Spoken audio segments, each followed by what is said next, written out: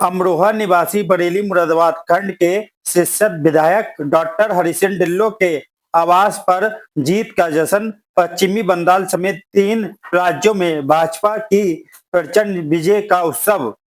अमरोहा निवासी और मुरादाबाद बरेली खंड के शिक्षक विधायक डॉक्टर हरिसिंह ढिल्लों के आवास पर पश्चिमी बंगाल सहित 3 राज्यों में भाजपा की प्रचंड जीत का जश्न पूरे उत्साह और धूमधाम के साथ मनाया गया।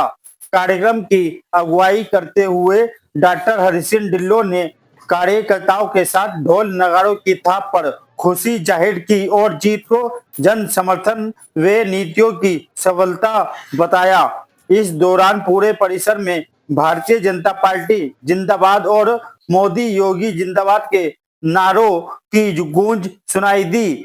समर्थकों में खासा उत्साह देखने को मिला और सभी ने एक दूसरे को मिठाई खिलाकर जीत की बधाई दी। डॉक्टर हरिसिंह ढिल्लों ने कहा कि यह जीत जनता के विश्वास की जीत है जो आगे भी विकास की गति को मजबूत करेगी।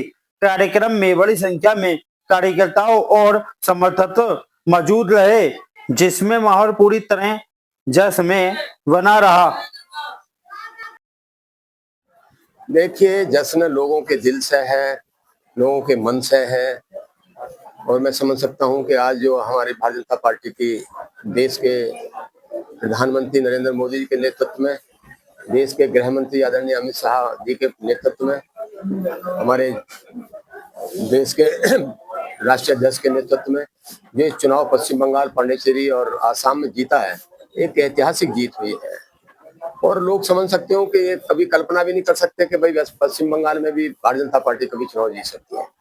लेकिन वहाँ के लोगों ने, मैं धन्यवाद देना चाहता हूँ अपने देश के नेतृत्व को, मैं धन्यवाद देना चाहता हूँ वहाँ पश्चिम बंगाल के उन कार्यकर्ताओं को, उन जनता को, उनका आभार यहीं से व्यक्त करना चाहता हूँ कि उन्होंने सही निर्णय लेकर आज भारतीय जनता पार्टी को पश्चिम बंगाल में, मणिपुर में और आसाम में सरकार बनाने का मौका दिया।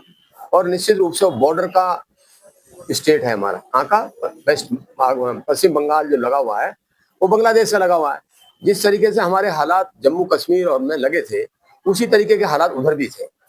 तो ये जो देश के नेतृत्व को चुनौती देना, देश की असीमता को चुनौती देने का काम ये करते थे घुसपैठी उधर से, और एक अच्छा वातावरण बनेगा। मैं इसके लिए उन सबको बधाई देना चाहता हूँ। उसी के संपर्क में ऐसा दोनों सीटों में आपकी कौन सी टारगेट है, आसाम या बंगाल? आसाम में तो देखो पहले से हमारी सरकार है और हमारे मुख्यमंत्री वहां पे हैं, और वो उधर जो हमारा नॉर्थ ईस्ट का जो हिस्सा है उसमें बड़े प्रभावी नेता हैं जो मुख्यमंत्री आसाम के हैं। उनका भी बहुत प्रयास वहां रहा, वहां तो और भी ज्यादा इतिहास रचा गया। इस बार मेरे ख्याल से 100 के आसपास सीटें आसाम में भारतीय जनता पार्टी की आई है। लेकिन सबसे बड़ा काम जो हुआ वो पश्चिम बंगाल में होगा, और मैं इसका श्रेय खासतौर से महिलाओं को देना चाहता हूँ, क्योंकि महिलाओं ने आरक्षण की बात आई, खुद महिला है ममता बनर्जी जी, तीसरी बार मुख्यमंत्री पश्चिम बंगाल की हैं। लेकिन जब महिला बिल आया, 33% आरक्षण देने की बात अगर देश में हुई, देश के यशस्वी प्रधानमंत्री नरेंद्र मोदी चाहते थे कि महिलाओं का भागी हिस्सेदारी हो, उनका भी अपना एक अस्तित्व होना चाहिए। वो खुद महिला होकर उसने उसका विरोध कर दिया। टीएमसी, कांग्रेस और समाजवादी पार्टी और डीएमके ने, इन चारों पार्टियों ने जो लोकसभा के अंदर हमारा बिल गिरा है महिला आरक्षण का, उसका विरोध किया। इनका खामियाजा इनको भुगतना पड़ा। मैंने सदन में भी बोला, विधान परिषद के अंदर, मैं अब भी कह रहा हूँ, आधी आबादी है साहब। कितनी आबादी है? आधी आबादी आज महिलाओं की है। उस आधी आबादी पे इन्होंने कुठाराघात करने का काम किया है। ये समझते नहीं है। एक रवाना देश है अफ्रीका महाद्वीप के अंदर, 60% महिलाएं सांसद है। मैक्सिको में 50% महिलाएं सांसद है। स्वीडन में 48% महिलाएं सांसद है। न्यूजीलैंड में 45% महिलाएं सांसद है। और हमारे देश में मात्र 14 से 15% महिलाएं सांसद है। और विधानसभाओं में इनकी भागीदारी तो 9% है केवल। इनको ये तरस नहीं आता है, इनको ये रहम नहीं आता है इस बात के लिए कि खुद तो बनना चाहते हैं, खुद तो नेतृत्व हमेशा कायम रहना चाहिए। लेकिन जब दूसरे की बारी आए, दबे की, कुचले की, बैकवर्ड की, पिछड़े की, जो पीढ़ी की बात ये करते हैं, तब उसे भाग जाते हैं। तो ऐसे नमूने निकाल के लाएंगे कि भाई इसमें ये आरक्षण करो, धर्म के नाम पर आरक्षण करो। धर्म के नाम पर आरक्षण संविधान के अंदर लागू नहीं है। महिलाओं का आरक्षण था, इनको देना चाहिए था। और उसका श्राप जो मैंने कहा इनका श्राप लगेगा इनको।